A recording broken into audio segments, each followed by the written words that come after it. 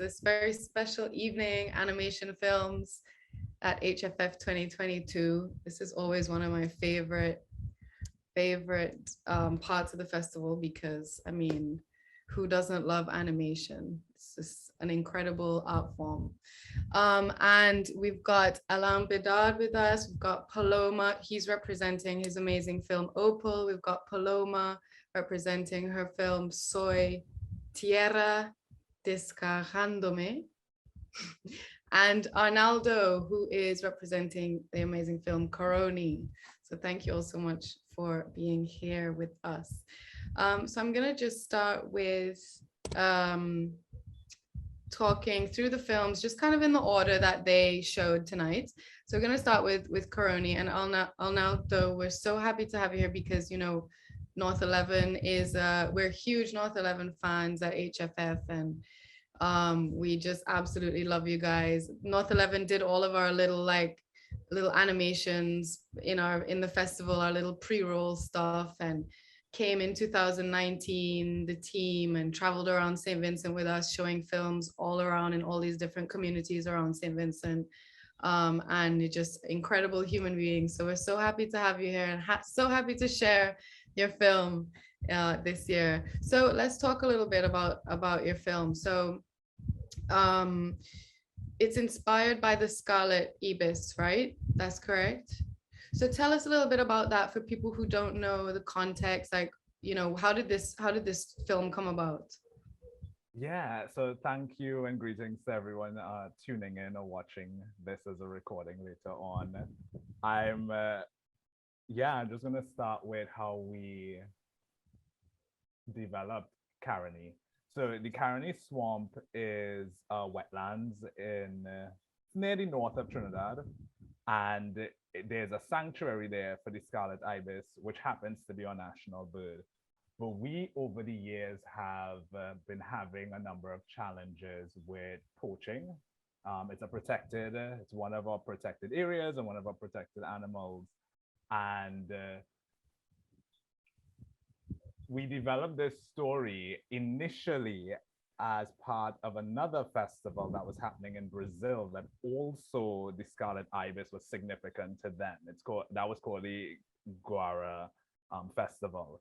And so looking at just looking at that kind of synergy where the ibis also was like significant to them, it felt important to center the story of protecting this animal, certainly for future generation, but also just for the health of our ecosystem.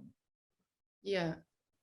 So tell us what happened. So people poach them for what purpose? For a number of things, for their feathers. I don't think of the scarlet ibis as a particularly meaty bird. It looks a little funny. Yeah, but I'm sure people do. All Trinidadians love wild meat, is what we call it. So these non-domesticated animals. So I'm fairly certain people have been experimenting with eating it as well. Right. But also there's poaching, which is what our story focuses on. But there's also this illegal. We did this film that in the film, for anyone who's seen the short, it kind of juxtaposes two possible futures. One, if we let people continue to poach freely, and one where we disrupt that. So future generations can, experience a lot of the things. I'll add just a bit on that. In Trinidad, because I think like many other places in the world, poaching has been happening across wildlife. There's a thing where like my grandparents would always say, like, back in my day, we used to have this, you used to see guti, you used to see lap, you used to see all of these other types of animals. And there's my generation and younger, the Gen Zs who are younger than me. They don't get that experience because again, we've devastated our natural environment. Yeah. Because I noticed at the end of your film too, like those young characters come in, so it seems like you know, you're really kind of making a point, like you just said, about the youth and what kind of, and I mean, that's the kind of the conversation around a lot of environmental challenges, you know, it's like, well, what kind of future are we leaving? Mm-hmm. Absolutely. And how, and in terms of like losing the diversity, the richness, that connection to nature and all of that. Yeah, and as I said, we the scarlet ibis, like because it's a national bird, was one of the most obvious places to start. But we're hoping to, you know, secure funding to work on a number of other pieces that all address nature, really. If you're familiar with our work, because last year you screamed in the 1979 La Soufrière eruption, and of course, you had the 2021 eruption. Just a couple of weeks after that. Exactly. And so our work as animation producers of late has been centered around both how the environment impacts us, but certainly how we're impacting our environment. Our environment, yeah, fantastic. Well, I can't wait to see what's coming up next. And Paloma, so, you know, I think that your short film is so incredibly powerful. Like the poetry is so profound, you know, and you have this like refrain, soy tierra descargándome, just, and it comes over and over like this. It's almost like this kind of almost like a battle cry sometimes, or, you know, like it's like a marching like rhythm to it, you know. It's really kind of really compelling and really powerful. And then at one point it says in the English translation, I am neither from land or sea, rather I am Boricua from the roots. And I just wanted to ask, you know, like maybe we can use that as a kind of jumping off point for talking about what's at the heart of this film. What do you mean by this, and like what inspired this film? So I'm a Puerto Rican born and raised in the island, but I've also lived in the United States. So I have both the experience of living within the island and also in diaspora. And in having that living experience, both living experiences, I've noticed, you know, there's like this tension between the people living in the island and people living in diaspora. Like, what does it mean to be truly Puerto Rican? And sometimes just because of the fact that you haven't lived or even weren't born in the island, some people may think you're not Puerto Rican. And other people think that it's not about where you were born, it's about practicing the culture and everything. And then, but we also have people who, you know, for some reason or another are not connected to their culture or their language, just because maybe assimilation was a means to survive in this new area they moved into. So in looking at all those perspectives and interviewing Puerto Ricans that live both in the island and diaspora, I kind of wanted to provide some sort of perspective that was a little bit less harmful and less divisive.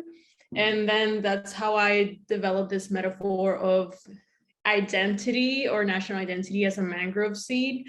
I don't know if everyone is familiar with what a mangrove is, but it's like a tree in the Caribbean.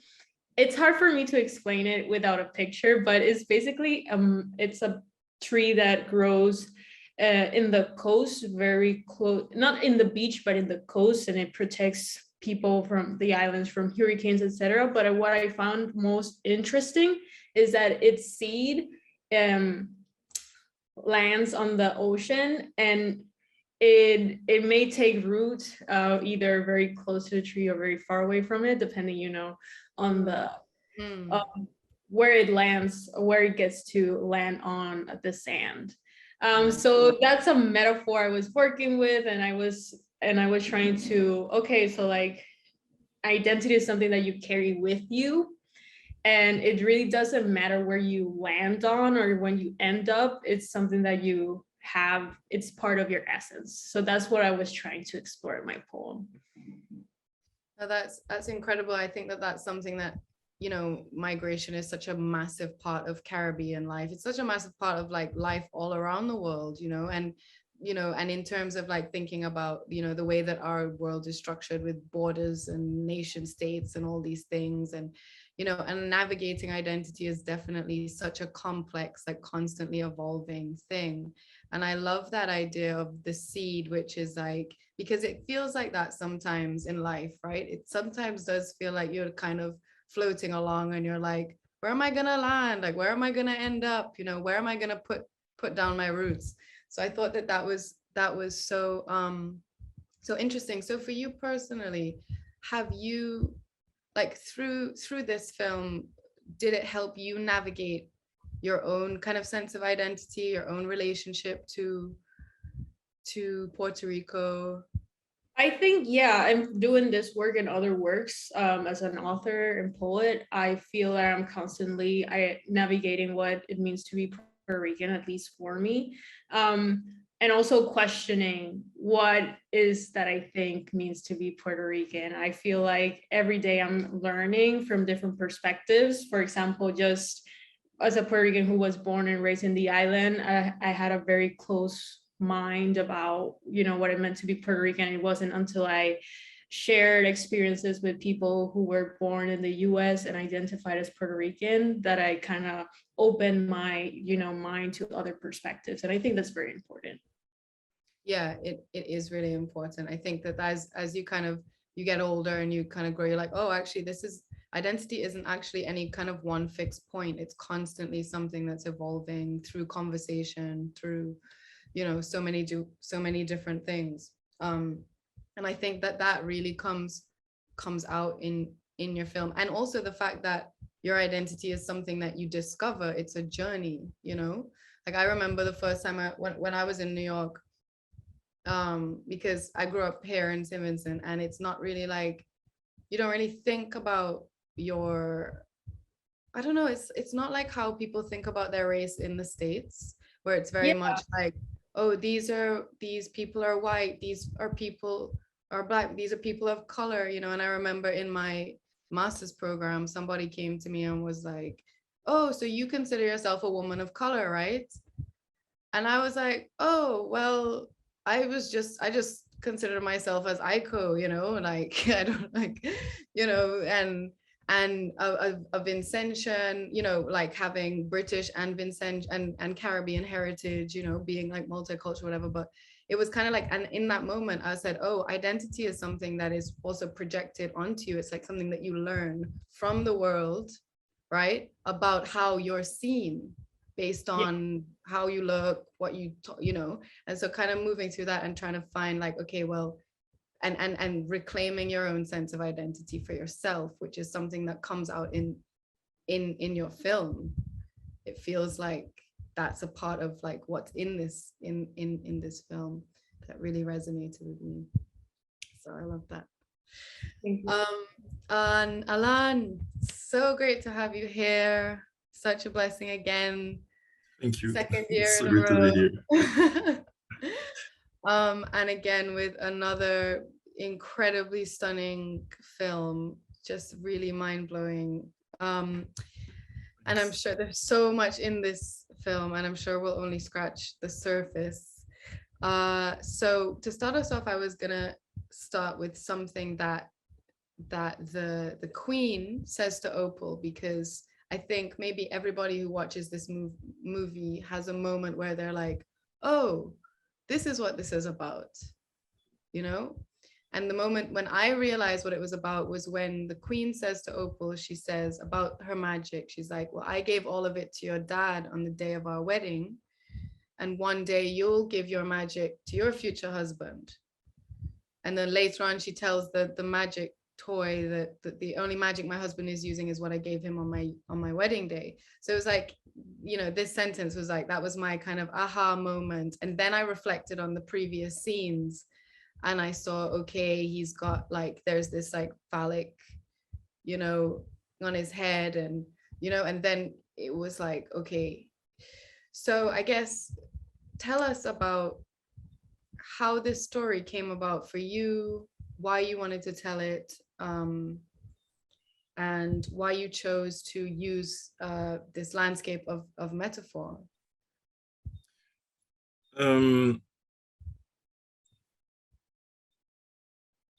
There is a situation, I mean, in France, because we have a big problem with incest. The law has evolved last year, but for a long time, it was not the case. And even if it has evolved, it's not protecting the children enough. France is among the country where incest is legal, so it's forbidden with minor, but we have a very strange situation where a parent who have sexual relationship with its kid at the age of 17 is going to be a crime, but at the age of 18 it's not going to be a crime. So it's really there's some hypocrisy in the way it's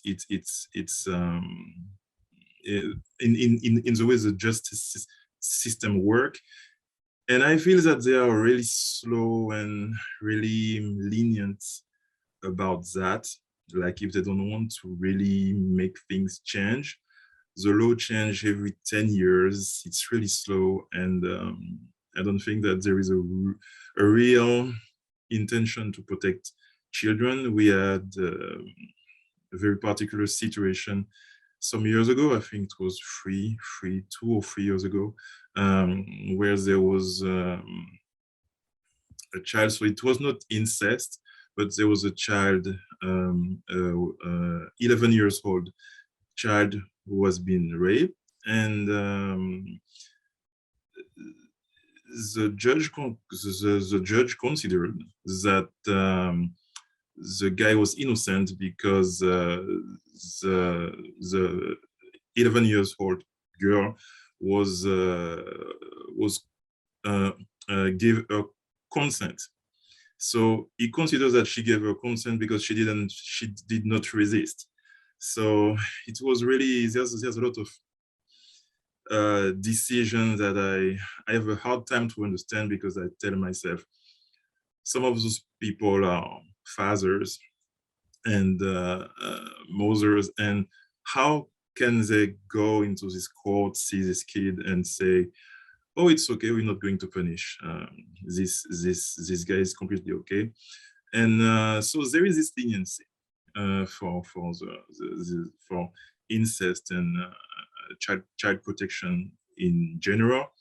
But as it's animation, I wanted to create something that would be able to help children, but at the same time to help adult people too, and especially the people who have been raped before, because there's another thing. We as a society, we do not understand the implication, the depth of the crime of incest. For us, it's just a crime. It's just an event in time. But for us, it's not something that continue. We have, as a society, we have no idea what's going on in terms of psychologically. There are a lot of people who are going to say, oh, why, for example, when you have a child was being abused, and this child is going to go to court only 20 years or 30 years later. There are a lot of people who don't understand why they wait so long, because they don't understand the process.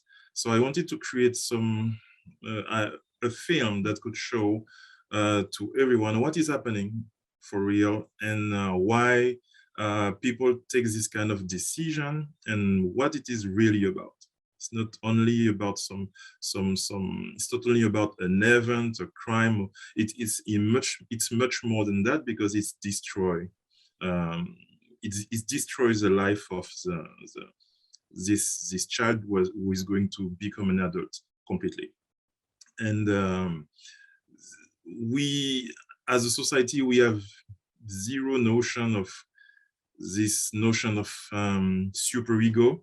In the film, we can see that the ID, the ego, and the superego are represented, because that is a very particular thing in in an incestuous rape, the superego is modified.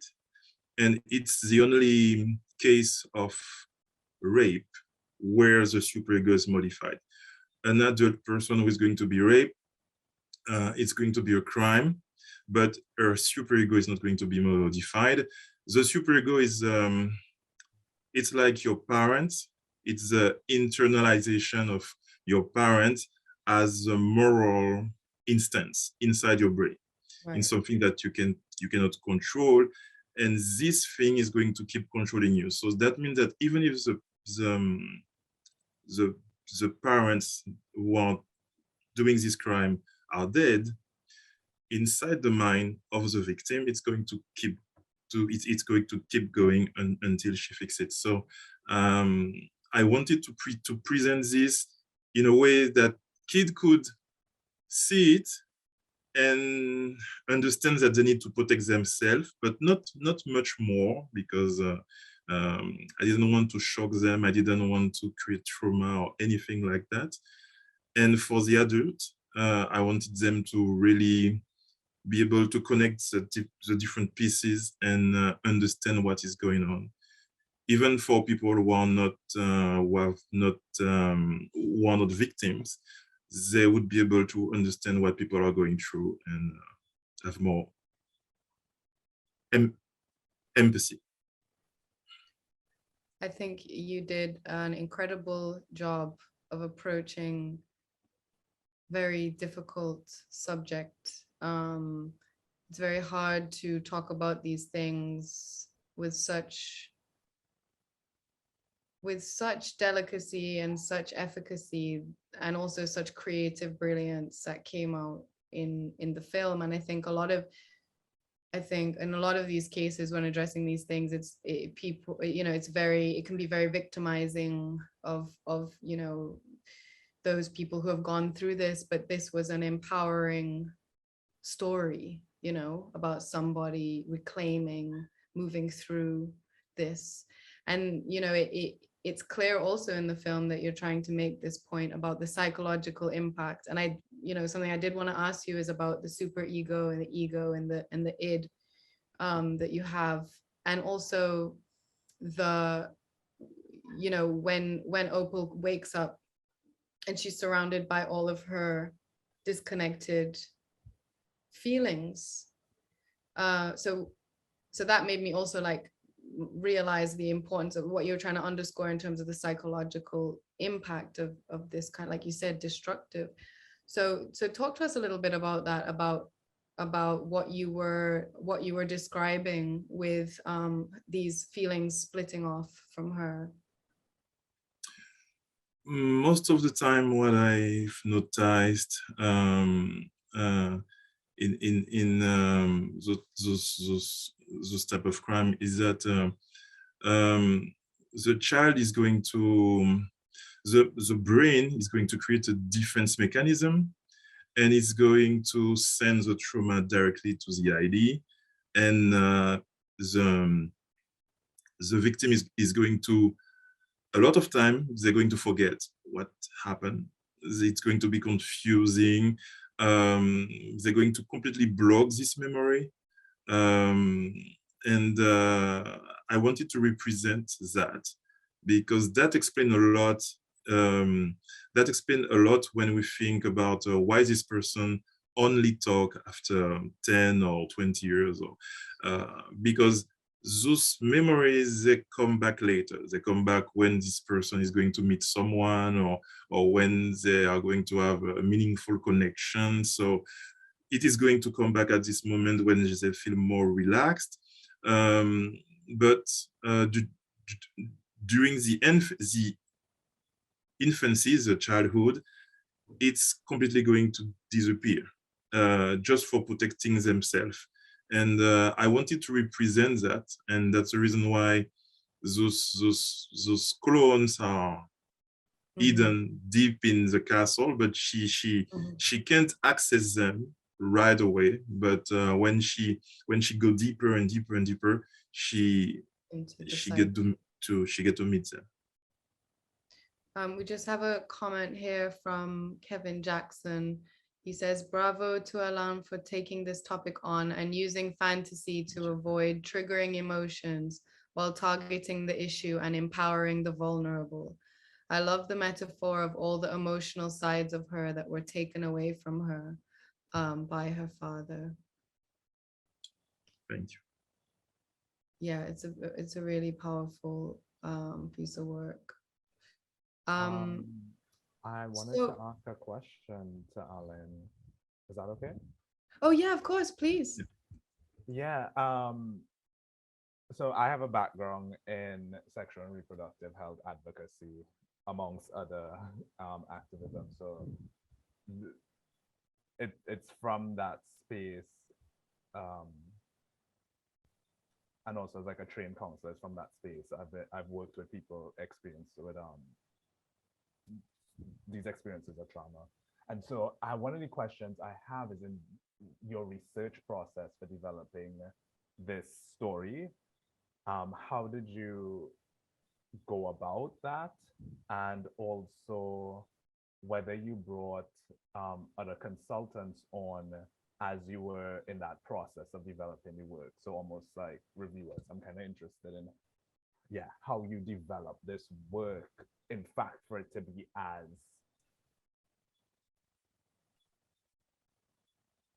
responsible as it is.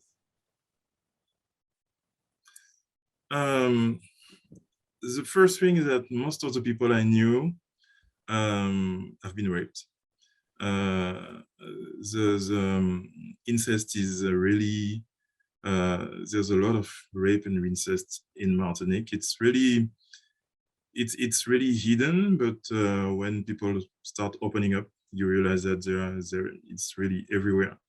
And so there were a lot of people who talked to me and who share with me what happened. And for the rest, it was a lot of empathy. So I really tried to put myself in this experience. So I try to put myself in this experience and try to map out how I would react, and if that corresponds to the experience of the people that I met. And based on that, it took time, but based on that, I could recreate something that is more or less close to the real experience of what somebody is going to go through. There has been it has been the production of the film was 2 years, but before that, I've been working on this topic for 12 years. So it's really, I collected all of that, and that helped me to understand what was going on. Amazing. Thank you for sharing. Thank you for sharing that. I have a question here from the audience for Paloma. How did you get the idea to mix poetry and film on such a powerful subject? And also, was the parallel with the spreading of the extended African diaspora via colonialism intentional? Also, any existing French translation of that beautiful, powerful text? So the first part of it is, how did you get to the idea to mix poetry and film on such a powerful subject? So I'm a poet with a background in drama. So I write, whenever I write poetry, I'm always thinking performance. Originally, this poem was part of a play in verse, but in workshopping it as a play, I kind of noticed it didn't work. It had too many metaphors, symbolisms, etc.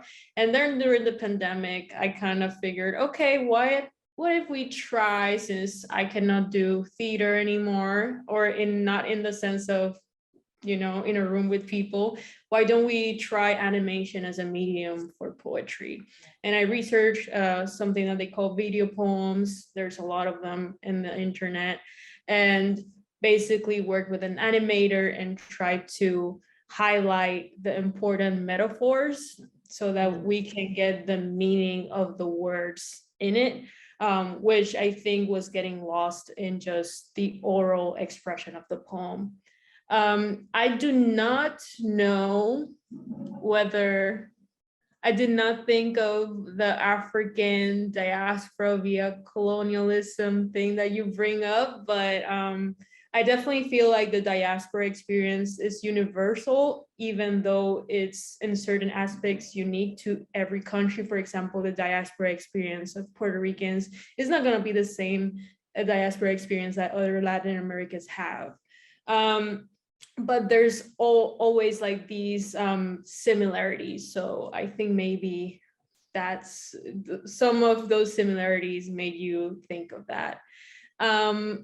I currently don't have a French translation of this poem, but if anyone wants to pitch one, I'm more than happy to collaborate with a translator. Amazing. Lovely. There's another question there's a question for Arnaldo here. I really enjoyed the simplicity of this animation, which I know must be harder to create than it looks, and using animation to convey the important message behind it and raise awareness too. Are you working on tackling any other current topical issues in this way? Yeah, absolutely.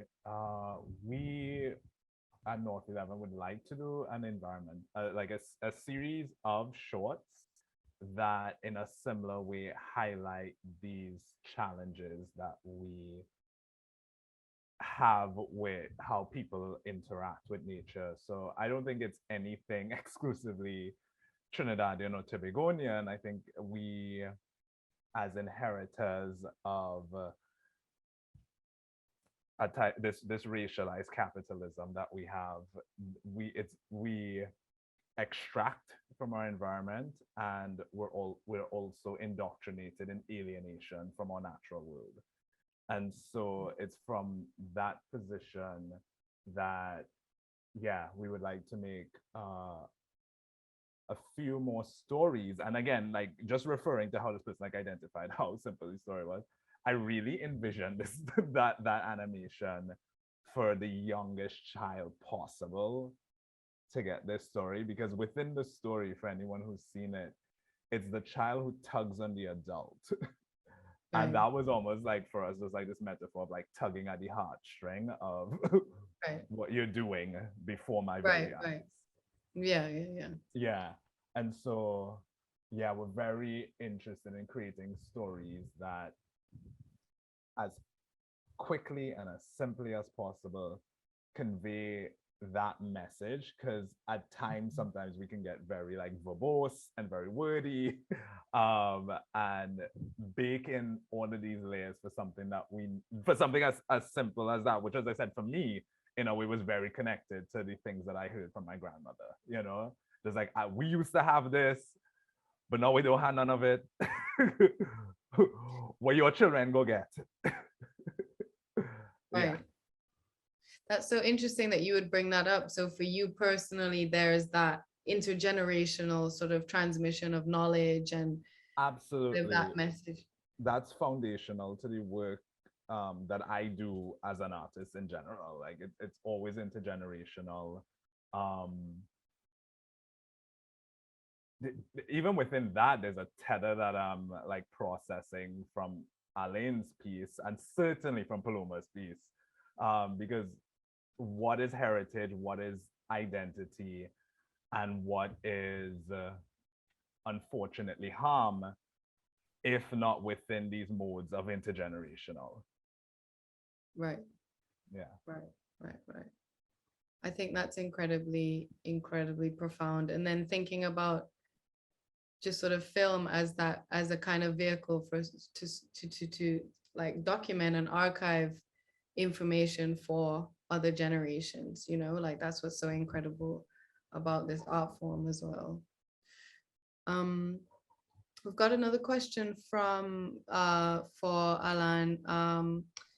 Opal reminds me of DC's Raven, and I enjoy that Creole was a language of this powerful force of the Iroko, which I thought was really amazing. It made me think a lot about Battle Dream Chronicles and the conversation we had last time, all the symbolism and the ways that you were retaining all of the sort of Caribbean textures and symbols, and he's saying that, oh, may you discuss the influences you drew from to create this film? And have you any interest in video games in terms of development? I see this work being a playable work, even with its heavy themes. The influence, well, like Battle Dream Chronicle, there's a lot of Martinique in it, even if it's not, it's not named, but well, it's coming from Martinique. The last part, when we see the real world, it's a real place in Martinique. That's called the kiosque Guidon, the Guidon kiosk.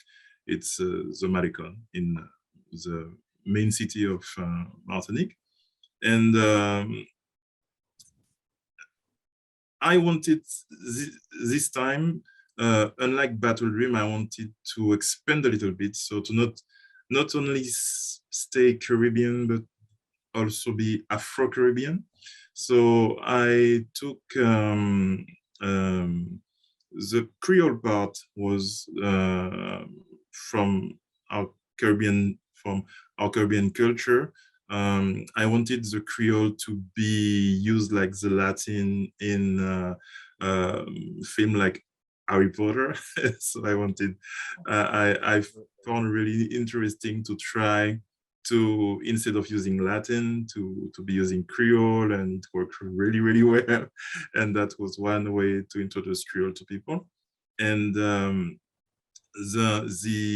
Iroko is from African folklore. They have a magic tree that is called an Iroko. Like in Martinique, we have a kind of magic tree that is the kapok tree called the fromager in French, and it's also a tree not really for spirits, but back in slavery, I know that the masters were used to hang the slave to this tree, and well, it was said that their spirit was entering inside the tree. And it's a really, really strange tree. And in Martinique, wherever you find a kapok tree, it's always really strange around it. And so in Africa, they have the Iroko, and I wanted to represent, to really use it for protecting opal. And the three-leg horse is from Caribbean folklore. I don't know if it exists in other islands, but in Martinique, we have something that we call cheval trois pattes. That is a three-leg horse, literally in Creole, and it's generally a very, very scary creature. It's not really my great aunt were telling me about that, and she was hearing this horse on the roof during the night, and so it's really a scary creature. But I wanted to use it to protect the princess. So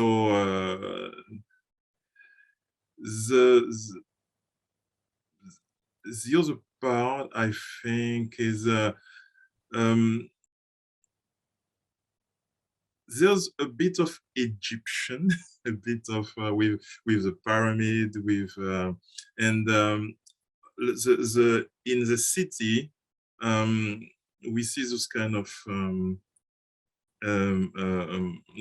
not sphere, but half spheres, where you have those house. This was an idea that I got in seeing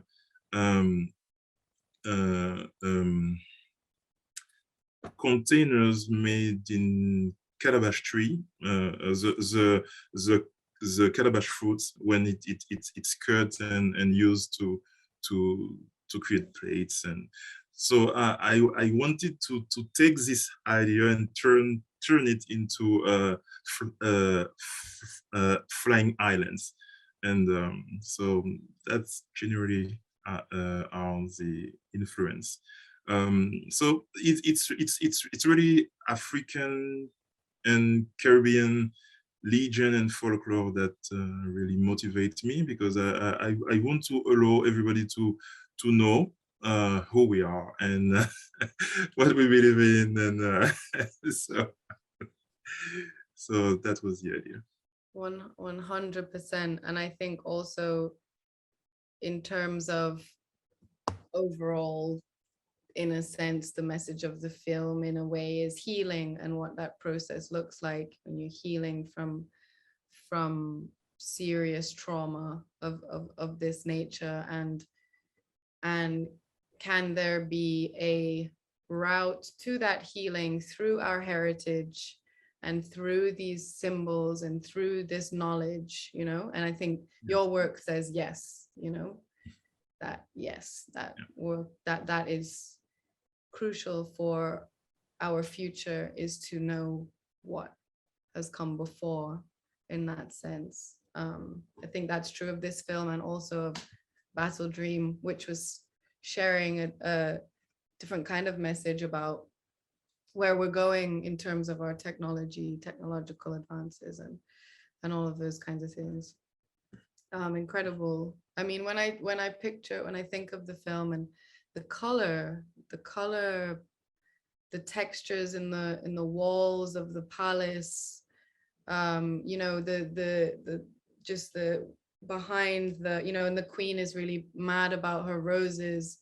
She's having her tantrum to the helper, you know, even her, you know, the helper behind the swirling, just really beautiful, you know, really gorgeous. Have you you know, was there consideration also behind those colors and what went into the color palette? Yes, obviously for the queen, I think that most people recognize Nefertiti, and I wanted to use the blue because I wanted to. She's not a bad character, but she's not really. She chose to help the wrong one. So I didn't want to antagonize her, and but at the same time, for the father, I didn't want to represent. I could use red to represent the father, but I chose the yellow because the yellow is really ambiguous. It's a color that can be a helper or a traitor, and I had true because I've been teaching in many environments, and I had the opportunity to meet convicted pedophile or rapist. And one thing that really surprised me is they're extremely patient. They're extremely well-mannered. They definitely, they are not how we picture them. They're really, they're almost respectable. And that is scary because the way they present themselves, we understand better why they succeed to approach their victim. And I wanted to represent this aspect because that's a very surprising aspect. when for example, the convicted pedophiles that I saw, they generally leave prison really early because by good behavior, because they are generally the most respectable in the entire prison. They're extremely patient, and so that showed me how they succeed to approach the victim, and how I had to represent this king. And the color yellow was to me the best way to represent him, because we believe that it is a shiny character, is a good character, and finally we really find out that no, it's not the case. And for Hopper, I wanted to keep the blue. I wanted to keep the to keep the blue for her, but in this room, I wanted to overcharge the room, her bedroom, because most of the time, what we see in families where there's this kind of things, we're going to see like if it's an excuse, the kid is going to get gifted. It's not all the time, but we can see that sometime this child will receive a lot of gift, like if the parents trying to excuse to ask for forgiveness. And this aspect I wanted to show it to this room that is really charged with a lot of colors and pattern everywhere. And so that was the idea too. Really incredible. It's just visually really amazing to watch, you know, all those colors, all those textures. Like, you've really done an incredible job. There's one more question here for Alain from Via Straw in St. Vincent. The question is, when did you start working on Opal, and how long did it take to animate and get everything to a point of completion? It reminds me of the book, Women Who Run with the Wolves, Myths and Stories of the Wild Woman Archetype. I took, so the subject was something I was working for a long time, but the production started at the beginning of the pandemic, a little bit before. It was January 2020, and it really intensified around August 2021. And it was finished in December 2021. So 2 years, mostly. Mm-hmm. And was it mostly you doing because I know you do a lot in your own animation, in your own work. I wanted to, I didn't want to, I wanted to evolve and get a team, but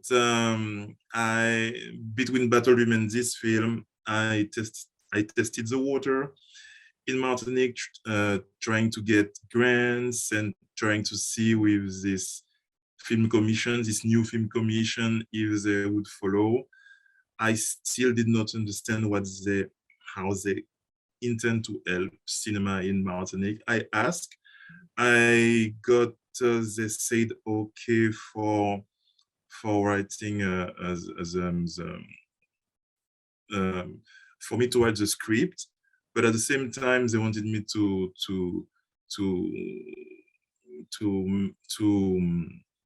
go to a residence, artist residence, and but at the same time it was really confusing And so even when I asked help, it was really confusing. So I don't know if they really prepared themselves to really help the, the, the, the directors here in Martinique, or if it was just because in France you may have, they may create a commission for doing something, but they didn't really map how they're going to succeed to do it. So they give the money, they create, they gather the people, but finally, when we have a commission and it starts functioning, we see that it's not really functioning. And so I also asked to friends some grant for my next film, and the answer was no. So I understood that, okay, that was not the moment when I would get more help. So I decided to make this new film alone too. It was easier this time because I learned coding, and there was a lot of tasks that I automatized with the computer, so that helped me to go faster. I remember us talking about this last year when you were talking about, you know, funding and stuff, and I'm just stunned. I'm like, I'm stunned. If I ever have the money, trust me, for all of you, I'm like. I mean, I honestly wanted to bring up funding in this session. Not that, like, I think amongst us we have solutions, but just like, it is so hard. It is so hard. Yeah. I'm not even by any stretch of the imagination to get the work that we do funded. Yeah. Alain, like, I adore your work. Like, I I hope you know that. That's been consistent since I first came across it. There's not a piece of work you've put out that has not just been conceptually genius. When I was teaching, all of my students had to study your work. And so this many years down the line, and you're still this animator putting out feature-length work in our region. To hear that you're still having this problem is just, and the resources are here. That's what I mean. Like, maybe I'm just talking from a place of like frustration, but I'm just like, the resources are here. We have the resources. The sad part is what the people with the resources are investing them in. It's quite often disappointing, even here in Trinidad. It's quite often just consistently disappointing. Because look at what you and Paloma's work is about. It's self-evident. Just look at it. Yeah. Yeah. And because it's animation, it's really, it helps to know how the government stands for animation, because well, what I noticed is that they don't see live action the same way that they consider animation. Yeah.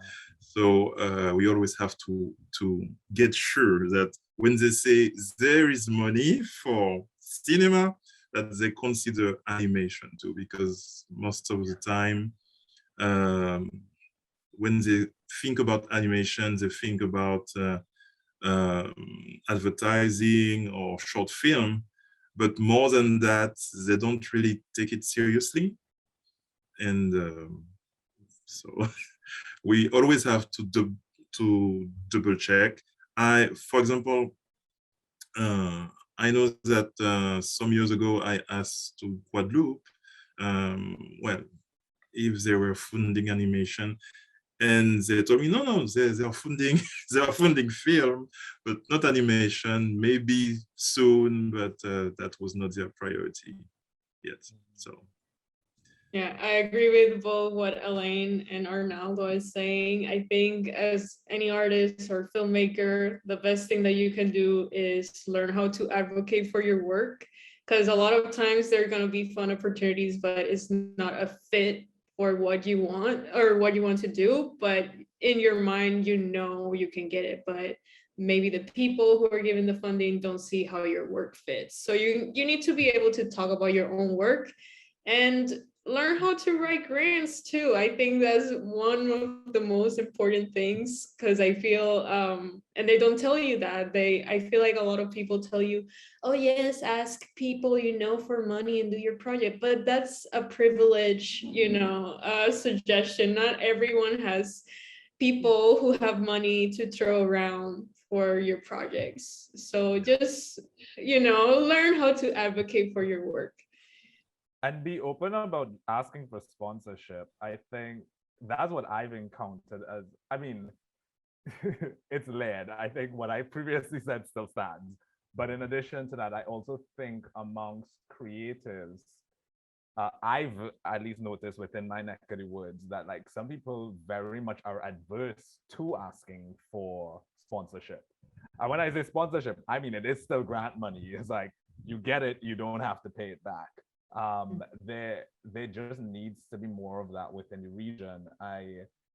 I'm so tempted to call names of agencies. Like, I'm so tempted right now.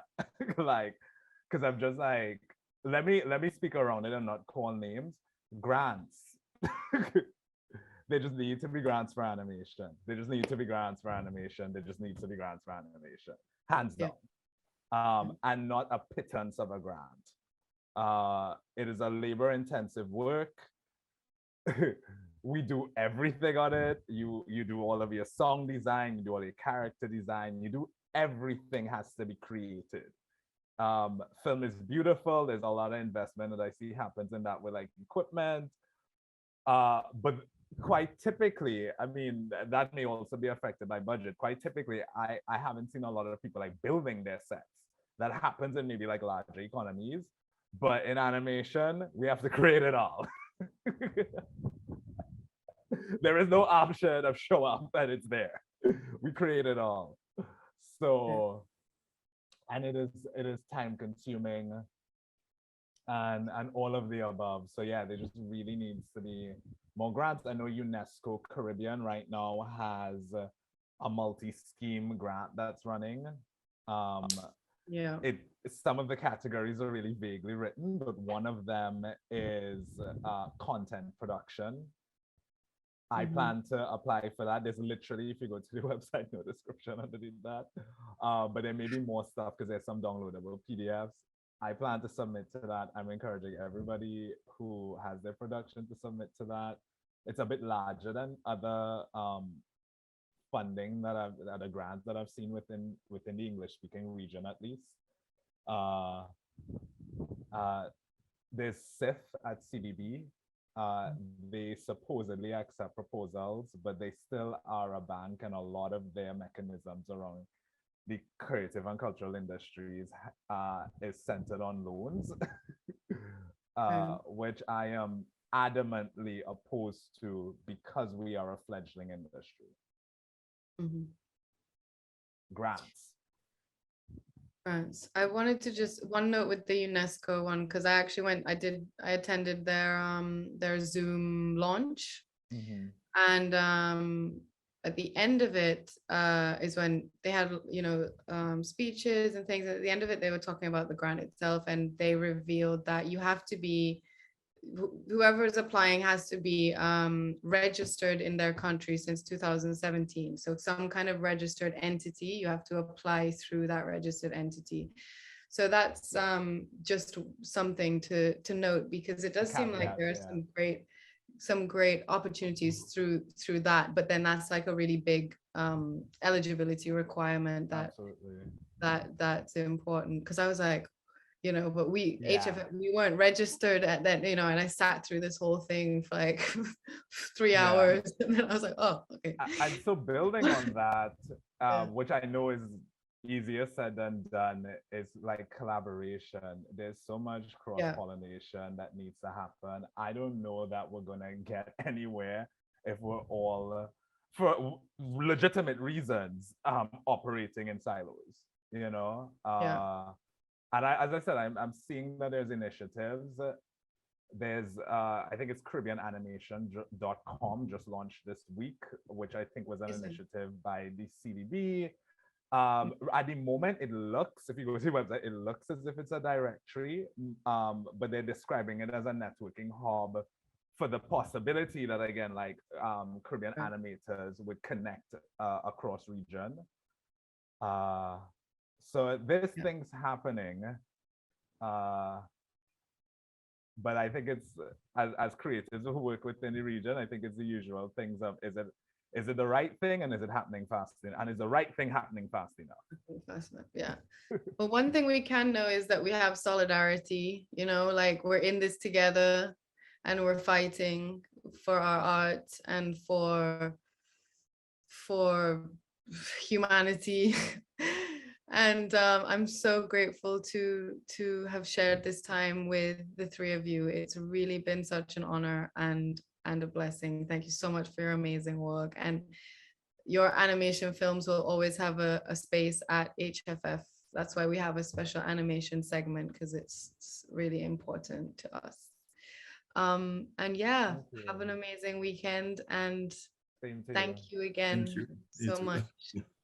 Thank you so much. Pleasure to meet you, Paloma. Pleasure to meet you all. Yeah. Pleasure to meet you. Bye. Bye-bye.